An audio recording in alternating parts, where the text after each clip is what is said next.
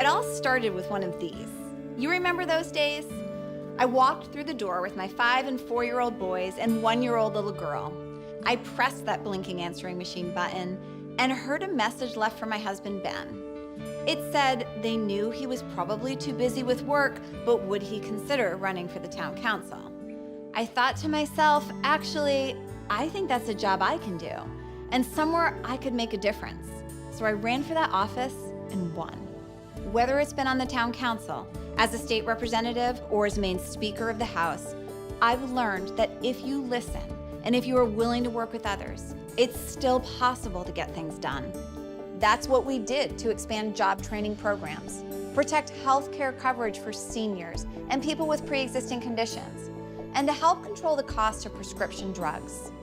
And when someone tries to get in the way or get me to back down, I stand up to them. Remember this guy? For too long, Paula Page tried to stand in the way of getting things done in Maine. When I proposed expanding access to a life-saving drug for people overdosing from opioids, Governor LePage vetoed my bill. So what did I do?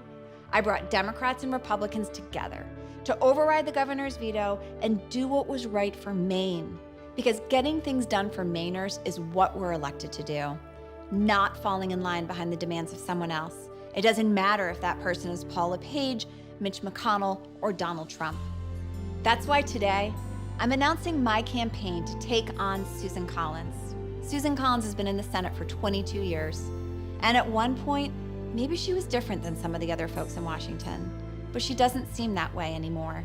Voting for a $1.5 trillion tax cut, where almost all of the benefits went to corporations and the wealthy. Susan Collins, we want to thank. Susan's around someplace, Susan. Thank you, Susan. Taking over $1 million from drug companies and the insurance industry. Senator Collins will be well funded, I can assure you. And Susan Collins' vote to put Brett Kavanaugh on the Supreme Court may be paying off for her, but it's put women's control over their own healthcare decisions in extreme jeopardy. Senator Collins was outstanding.